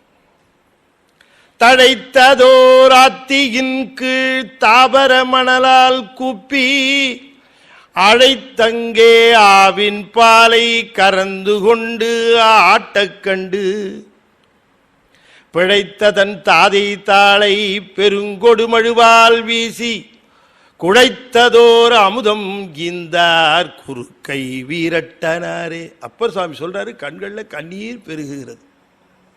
குழைத்ததோர் அமுதம் கீந்தார் குறுக்கை வீரட்டனாரே பெருங்கொடு மழுவால் வீச பிழைத்ததோர் தாதை தாளை கொடுங்கொழு மழுவால் வீச. தழைத்ததோர் ஆத்தியின் கீழ், டீட்டெயில்ஸ் சொல்றார். ஆத்தி மரத்தின் கீழே தான் வச்சு வழிபாடு செய்தாராம் அவரு. ஆத்தி மரத்தின் கீழே நல்ல கவனமாக கேட்கணும். அந்த கோயிலில் அன்னைக்கு கட்டுவார். கட்டி முடிச்சு பூஜை கீஜெல்லாம் முடிஞ்ச உடனே திரும்ப சாயந்தரம் கிளம்பும் போது கலைச்சிருவார். தினம் கோயில் கட்டினார், தினம் கும்பாபிஷேகம் பண்ணார். அவரை தவிர யாருக்கு கொடுக்கறது சண்டீசர் பதம்? அவர் தானே உரியவர் இல்லையா? அந்த பாலை எடுத்து, அந்த பாலை எதில் பிடிக்கிறது? பசுமாடு எல்லாம் கறக்குது, சரி, எதில் பிடிக்கிறது? குடத்தில் பிடிக்கணும்னா குடம் எடுத்துகிட்டு வரணும். மாடை மேய்க்க வரும்போதே குடத்தை எடுத்துகிட்டு போனால் மாடு அனுப்புகிறவங்களாம் என்ன பார்ப்பான், எப்படி யோசனை பண்ணுவான்? என்னடா இது, மாடை கூட்டிகிட்டு போகும்போது இவன் குடத்தையும் எடுத்துகிட்டு போகிறான், இவன் பிடிச்சிட்டு வீதியை தான் வீட்டுக்கு அனுப்புகிறான்னு நினைக்க மாட்டான்? எடுத்துகிட்டு போக முடியுமா? சரி, அப்போ அவர் என்ன பண்ணுவார்? பால் கறக்குதே, அதை பிடிக்கிறதுக்கு கவனமாக கேட்கணும். அங்கே மணியாட்டங்கரையில் இதெல்லாம் புஸ்தகத்தில் இல்லை, இதெல்லாம் எந்த புஸ்தகத்திலையும் கிடையாது. மணியாற்றங்கரையில் ஈமக்கடன் செய்வதற்காக வருகிறார்கள் அல்லவா, அவர்களெல்லாம் விட்டு சென்ற சட்டிகள் கடந்தன. சிவனுக்கு அதை விட உகந்த பாத்திரம் எது? அதை எடுத்து அந்த மண்ணி ஆற்றிலே கழுவி அந்த சட்டியை தான் பயன்படுத்தினார் இந்த பால் பிடிக்கிறதுக்கு. அதில் தான் சேமிச்சு வச்சார் இந்த பாலை. மலர்களை எல்லாம் எடுத்தார், வாசனை மிக்க மலர்கள் எல்லாம் எடுத்தார். சரி, அதெல்லாம் எடுத்தாச்சு. தீபம் வேணுமே, விளக்கு, தூபம் வேணுமே, என்ன பண்றது? அதெல்லாம் எங்க போக முடியும்? அங்க நீர் இருக்கு, பால் இருக்கு, மலர் இருக்கு, மீதி இல்லையேன்னாரு. எல்லாத்தையும் என்ன ஒரு வேலை பண்ணாராம், என்ன தேடாதன அன்பினில் நிரப்பி, மீதி எல்லாம் அன்பை கொண்டு ஃபில்லப் பண்ணிட்டாராம். அப்போ நம்ம பூஜையில் ஏதாவது குறைவு இருந்தால் நம்ம அன்பினாலே அதை நிறைவு செய்து கொள்ளலாம், இல்லையேன்னு கவலைப்படக்கூடாது. அது இல்லையே இது இல்லைன்னு கவலை வேண்டாம். அப்படி பூஜை செய்கிறாராம் இவர். இவன் இந்த பையன் பார்த்தான் பாருங்க, பார்த்தவன் ஊருக்குள்ளே ஓடி போய் சொன்னான், ஐயோ இந்த சாமி என்ன பண்ணுது தெரியுமா, பாலை கறந்து மண்ணில் ஊற்றிக்கிட்டு இருக்குன்னா. அவனுக்கு அதானே தெரியும், அவனுக்கு என்ன தெரியும், மண்ணில் ஊற்றிக்கிட்டு இருக்கு. இது எல்லாரும் போய் என்ன அவன் பையன் மாடு மேய்க்கிறேன்னு கொண்டு போனான், சரி போனா போகுதுன்னு ஒருத்தன் இந்த மாதிரி பண்ணுறான். நான் போய் பார்க்குறேன், நான் எச்சதத்தன் வந்தான், பையனுக்கு தெரியாமையே வந்தான். பையன் மாடுகளையெல்லாம் அழைத்து அன்போடு வந்து, இந்த பையன் ஸ்கூலுக்கு போகிறத அவாய்ட் பண்ணணுன்ட்டு மாடு மேய்க்கிறேன், நான் அதை பண்ணுறேன் இதை பண்ணுறேன்னு கதையெல்லாம் சொல்லிவிட்டு இந்த மாதிரி வேலையெல்லாம் பண்ணுறான் இவன். சரி என்ன நடக்குது பார்க்கலான்ட்டு இவர் பின்னாலேயே வந்தான் எச்சதத்தன். வந்து பையனுக்கே தெரியாமல் பின்னால் வந்து பையன் மாடுகளையெல்லாம் மேய்க்க விடுகிற பொழுது இவன் ஒரு மரத்து மேலே ஏறி ஒளிஞ்சி பார்த்தான். இது மரத்து மேலே ஒளிஞ்சி நின்றுட்டுருக்கோம், அதே தான், அது மாதிரியே நின்றுட்டு இருந்தான் இவனும் அங்கே. இவர் என்ன பண்ணார், அப்பா வந்திருக்கிறதே தெரியல. வழக்கம் போல் அந்த மாடுகள் எல்லாம் மதிய நேரத்துக்கு மேலே பாலை கறந்தது பிடிச்சார். மணல்னாலே சிவலிங்கம் செய்தார், கோபுரங்களை செய்தார், மதில் சுவர்களை கட்டினார், 5 பிரகாரம் செய்தாராம். சிவலிங்கத்தை பிரதிஷ்டை பண்ணார். கோஷ்டமூர்த்தங்கள் எதுவும் கிடையாது, சிவலிங்கம் மட்டும்தான். இப்போ தான் நம்ம ஒரு மூர்த்தம் வந்ததுன்னா போதும், சுற்றி அத்தனையும் வந்துடும் இல்லையா. அந்த காலத்தில் சிவன் கோயில்னா பதி பசு பாசம், அங்கே நந்தி பலிபீடம் சிவலிங்கம், அவ்வளோதான். பதி பசு பாசம், அவ்வளோதான், 3 தான் இருக்கும். அதான் சிவன் கோயில் அந்த காலத்தில். சரி, அது ஒரு பக்கம் இருக்கட்டும். இப்போ இந்த நிலையில் மேலேருந்து பார்த்தா இவன் பாலை எடுத்து இப்படி ஊற்றுறது பார்த்தான். மண்ணினில் உகுக்க கண்டான்னு அவனுக்கும் தெரியல பாருங்க அந்த ஊர். அப்போ சிவலிங்கத்திற்கு அபிஷேகம் செய்வது என்பது ஒரு புனித நிலையாக அந்த ஊருக்கு தெரியாமல் இருந்தது. அப்போ சேங்கலூரில் என்ன நிகழ்ந்தது என்று சொன்னால், வேள்விகள் நிகழ்ந்து கொண்டிருந்தனவே தவிர சிவபூசை நிகழவில்லை. ஒரு பெரிய நுணுக்கம் சொல்லுகிறேன் நான். இது இந்த கண்ணோட்டத்தில் அது ஆய்வு நிகழவே இல்லை.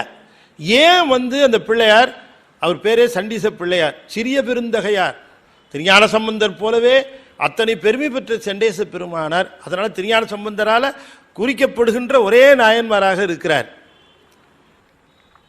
அவர் சொல்றார், வேள்விகள் கிரியையினுடைய துவக்கம், சரியையினுடைய நிறைவு. அந்த வேள்விங்கிறது அக்னியை வச்சு செய்யக்கூடிய வேள்வி.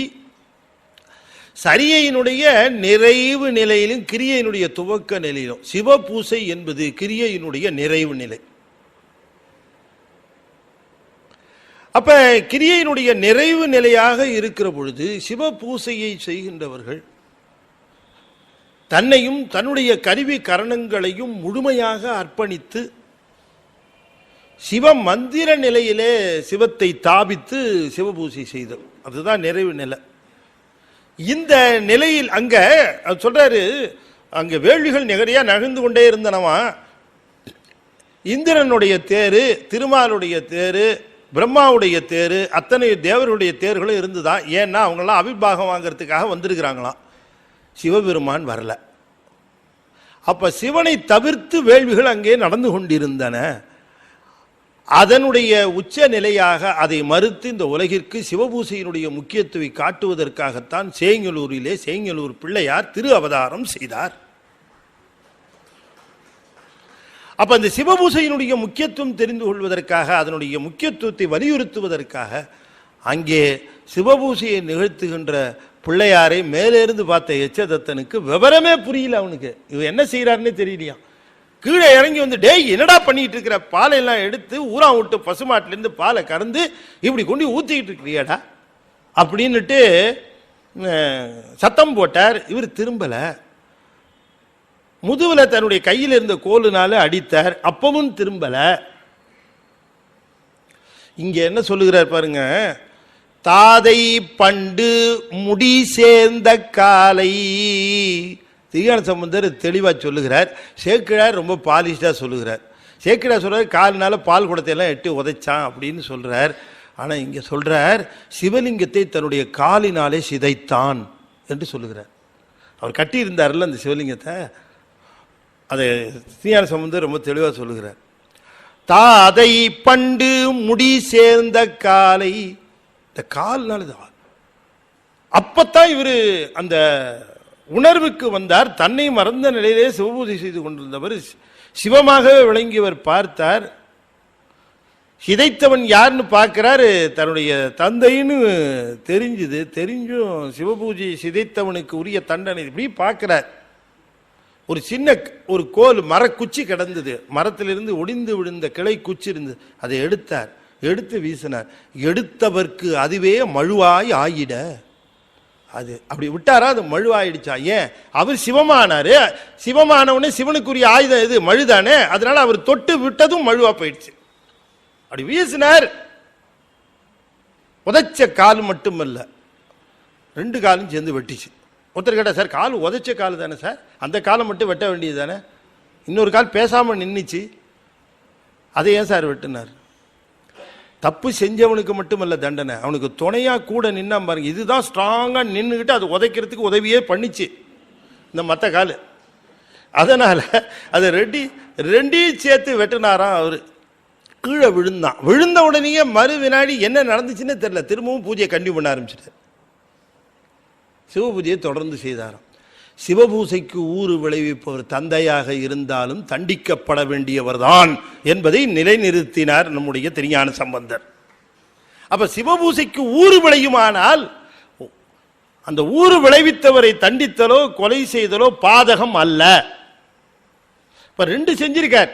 ஒன்னு ஒருவருடைய காலை வெட்டியது, இரண்டாவது வெட்டினவர் தன்னுடைய தந்தையை தண்டித்திருக்கிறார். 2க்கும் பாதகமான செயல்கள் தான். ஆனால் இந்த இடத்துல அது பாதகம் இல்லை. இப்படி செய்தவருக்கு என்ன செய்திருக்கணும்? தண்டனை வேற விதமாக கொடுத்திருக்கணும். ஆனா என்ன பண்ணாரா சிவம்? குழைத்ததோர் அமுதம் ஈந்தார் குறுக்கை வீரட்டனாரே. குழைத்ததோர் அமுதம் ஈந்தார்னார். இதுலயும் கூட சொல்லுகிறார், முக்கண் மூர்த்தி, 3 கண்களை உடைய மூர்த்தியாக இருக்கக்கூடிய சிவபெருமான் முக்கண் மூர்த்தி அடி சேர்ந்த வண்ணம், தன்னுடைய திருவடியாகிய முத்தியை கொடுத்த வண்ணத்தை அறிவார் சொல கேட்டுமன்றே. நாம கேட்டிருக்கோமா இல்லையான்னு கேட்கிறார். யாரு? திருஞான சம்பந்தர். எல்லாம் சொல்லி நம்ம கேட்டிருக்கமேன்னு திருஞான சம்பந்தர் சொல்றாருன்னா, அப்ப சண்டேஸ்வருடைய புராணம் அவர் காலத்திலேயே பழமையான வரலாறாக இருந்திருக்கிறது இல்லையா? சொல கேட்டு மன்றே, நாம சொல்ல கேட்டிருக்கோமா இல்லையா என்று கேட்கிறார். சிவபூசைக்கு ஊறு விளைவிக்கிறவர்கள் யாரா இருந்தாலும் மன்னிக்கப்பட முடியாதவர்கள். அப்படிப்பட்ட சிவபூசையை தன்னுடைய தந்தை ஊறு விளைவித்தார் என்பதை கருத்திலே கொள்ளாமல், தந்தை என்றும் பாராமல் அவரை தண்டித்த சண்டேஸ்வரரை நாம் நினைந்து பார்க்கிற பொழுது, சிவபூசை என்பது மிக உயர்ந்தது மட்டுமல்ல, சிவபூசை ஊறு விளைவித்தவரும் நமக்கு துன்பத்தை தரக்கூடியவராக இருந்தாலும் அவரை தண்டிப்பதுதான் முறை என்று சொல்லுகிறார் நம்முடைய திருஞான சம்பந்தர். அதைத்தான் இந்த பாடல்கள் சொல்வதும், அந்த அந்த அந்த அவன் கீழே விழுந்து இந்த சிவபூஜையை அவர் நிறைவு செய்த உடனேயே சிவபெருமான் தோன்றினாராம். அவர் தோன்றி அவரை ஆறத் தழுவினாராம். நம்முடைய விசார சருமுறை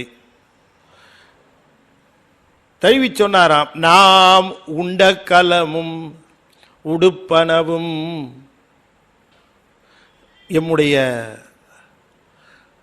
அத்துணை சொத்துக்களுக்கு நீதான் வாரிசுன்னுட்டார். சண்டீசனுமாம் பதமும் தந்தோம், சண்டீச பதவி உமக்கு யாம் தருகிறோம். இப்பதான் பிரச்சனை தீர்ந்தது. ஒவ்வொரு கோயிலுக்கா ஒவ்வொருத்தரா அப்பாயின்ட் பண்ணிட்டு இருந்தார். அங்க பிரம்மா, இங்க யமனு இப்படின்னு போட்டு அப்பாயின்மெண்ட் கொடுத்துட்டு இருந்தார். இப்போ ஒரே ஆள், நீ தான் எல்லா கோயிலுக்கும்ட்டார். இனிமே எல்லா கோயில்கள்லையும் விசார சர்மர் தான் சண்டீஸ்வரராக இருக்கிறார். இந்த செய்தியை சொல்லி நம்முடைய பெருமான் சொல்லுகிறார், சிவபூசை என்பது நம்முடைய ஆசைகள் முழுவதையும் சிவனிடமே அர்ப்பணித்தல். அதுதான் ஆசை கொள், அத்தனையும் சிவனுக்கே அர்ப்பணம் செய். ஆசை முழுக்க சிவனுக்கே அர்ப்பணம் வைக்கிற. ஏன்னா நம்ம கிட்ட இருக்கிற வீக்னஸே ஆசை. எது வீக்னஸோ அதையே பயன்படுத்தி தான் நம்ம போய் சேர வேண்டியது. நம்முடைய பலகீனமே என்னன்னு கேட்டா நம்முடைய ஆசைகள் தான் பலகீனம் இல்லையா? இதுல பிரேசில்ல குரங்கு எப்படி பிடிப்பான்னு தெரியுமா உங்களுக்கு? பிரேசில் நாட்டில் யாருக்கா தெரியுமா? குரங்கு பிரேசில் நாட்டில் குரங்கு பிடிப்பான். இந்த குரங்குகளை எப்படி பிடிப்பான்னா, வலை வீசி பிடிப்பான், கண்ணி, வேட்டையாடி, அதெல்லாம் ஒன்றும் செய்ய மாட்டான். இந்த குரங்கு எப்படி பிடிப்பான்னா, மரங்களில் ஒரு பாட்டிலை கட்டி தொங்க விடுவான். இந்த பாட்டில் எப்படி இருக்கும்னு சொன்னால் வாய் குறுகலாக இருக்கும். அதுக்குள்ளே என்ன பண்ணுவோம், ஒரு வேர்க்கடலையை போட்டுருவான்.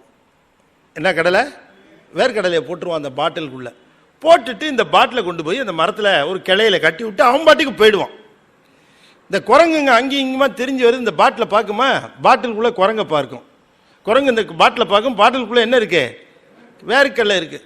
உடனே என்ன பண்ணும், அந்த வேர்க்கடலையை பார்த்த உடனே கையின் 2 விரலையும் அந்த பாட்டிலுக்குள்ளே விட்டு அந்த வேர்க்கடலையை வெளியில் எடுக்க முயற்சிக்கும்.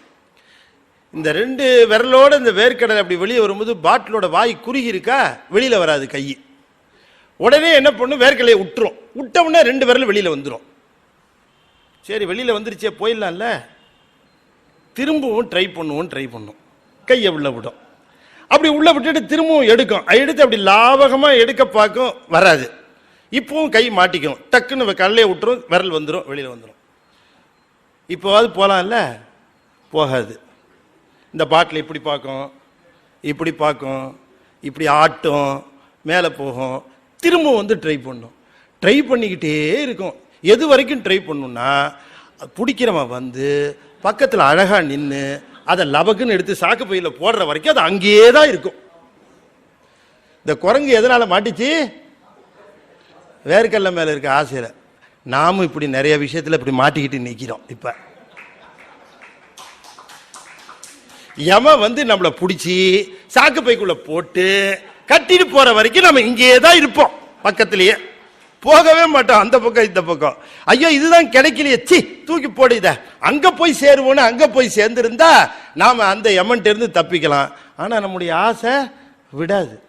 இந்த ஒரு ஆசையை, அங்கே இருக்கிற ஆசையை எடுத்து இந்த பக்கமா மடை மாற்றி விட்டு இவனை காண்பதும் கேட்பதும் இவன் புகழை சொல்லுவதுமாக நம்முடைய ஆசையை மடை மாற்றினால் நம்முடைய துன்பங்களில் எல்லாவற்றிலிருந்தும் விடுதலை என்பதுதான் திருஞான சம்பந்தர் நமக்கு காட்டுகிற வழியாக இருக்கிறது. நீ அன்பு செலுத்து இல்லையா, நீ சிவன் மேலே அன்பு செலுத்து, உன்னுடைய நாட்டம் முழுவதும் செலுத்து, உன்னுடைய அத்தனை துன்பங்களுக்கும் அங்கே விடுவு இருக்கிறது என்று அவர் சொல்லுகிறார். நாம் இந்த உலகத்தில் நம்முடைய ஆசையினாலே எத்தனையோ தப்புகளை செய்து கொண்டே இருக்கிறோம். சிலது செஞ்ச தப்பு, சிலது செய்யாத தப்பு. அது என்னது?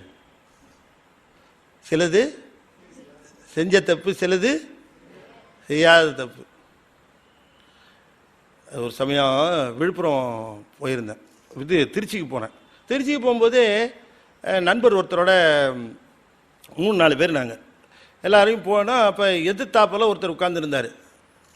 அவர் சொன்னார், ஐயா நான் விழுப்புரத்தில் இறங்கணும் அப்படின்னார். விழுப்புரம் கிட்டத்தட்ட 1:30 மணி 2 மணி ஆகுங்க போகிறதுக்கு அப்படின்னார். நாங்கள் இறக்கி ஒன்றுமுங்களே ஐயான்னார். உடனே நான் என்ன பண்ணேன், டக்குன்னுட்டு சரிங்க நான் உங்களை இறக்கி விட்றேன். அப்போவே பக்கத்தில் இருந்து கையை பிடிச்சி இழுத்தார். 1:30-2 மணிக்கு நம்ம முழிச்சிருப்போமா என்னன்னு தெரியாது, நீ ஏன் போய் வாக்கு கொடுக்குறேன்னார். இல்லை பேசாமல் இரு, நான் இறக்கி விட்றேங்க உங்களை 1:30-2 மணிக்கு. அப்புறமா சரின்னு படுத்தோம். அடுத்த நாள் காலையில் 6:30 மணி எல்லாரும் ஜங்ஷனில் இறங்குறோம். லபோன்னு யாரோ கத்துறான். யார் கத்துறான்னு முடிச்சு தெரிஞ்சு பார்க்கறதுக்குள்ளே இவன் தான் கத்திக்கிட்டு இருக்கிறான். ஏயா என்னை விழுப்புரத்தில் இறக்கி விட்றேன்னு நீ சொன்ன, உன்னை நம்பி நான் தூங்கிவிட்டேன், நீ இப்படி பண்ணிட்டியா அப்படின்னு கத்துறான். நான் பேசாமல் பார்த்துட்டு இருந்தேன். பக்கத்தில் கேட்குறேன், ஏன் இவ்வளோ திட்டுறான், பேசாமல் இருக்கிறேன்னு. இல்லை இவன் திட்டுறதை பற்றி யோசனை இல்லை, யாரோ ஒருத்தனை விழுப்புரத்தில் ஊர் வந்துருச்சுன்னு இறக்கி விட்டுருக்கிறேனே, அவன் என்ன திட்டிட்டு இருப்பான்னு யோசனை பண்ணிட்டு இருந்தேன். இது செய்யாத தப்பு, அது செஞ்ச தப்பு. சிலதை செஞ்சா தப்பு, சிலதை செய்யலைன்னா தப்பு. 2 தப்பையும் தொடர்ந்து செய்து கொண்டு இருக்கிறோம். 2 தப்பையும் செய்யாம சிவபூஜை செய்ய வேண்டியது, செய்யாம இருந்தா தப்பு. மற்ற பொருள்கள் மேல ஆசை வைக்க கூடாது, வச்சா தப்பு. 2ஐயும் மாற்றி சிவனின் மேலேயே அன்பு செலுத்தி நாம் தொடர்ந்து நிற்போம் என்று சொன்னால் சிவபெருமானுடைய பெருங்கருணைக்கு ஆளாகி நமக்கு தான் சொத்து கிடைச்சிருக்குதே. திருஞான சம்பந்தர் திருமுறைகள் எல்லாம் நமக்கு கிடைச்சிருக்கு. அத்தனையும் கொண்டு நாம் எல்லா நலனையும் அடைவோமாக என்று சொல்லி 5 எழுத்து 5 முறை ஓதி இன்றைய தினம் இந்த நிகழ்வை நிறைவு செய்வோமாக. ஓம் நமச்சிவாய, ஓம் நமச்சிவாய, ஓம் நமச்சிவாய, ஓம் நமச்சிவாய. ஓம் நமச்சிவாய. திருச்சிற்றம்பலம். இந்த திருப்பாசுரத்திலே நாளைய தினம் நாம் 8வது பாடலை சிந்திக்க இருக்கிறோம். திருஞான சம்பந்தர் இந்த திருப்பாசுரத்தின் மூலமாக நம்முடைய அறிவை தெளிவு பெறச் செய்து நம்முடைய துன்பங்களுக்கெல்லாம் வழிகாட்டி கொண்டு இருக்கிறார்.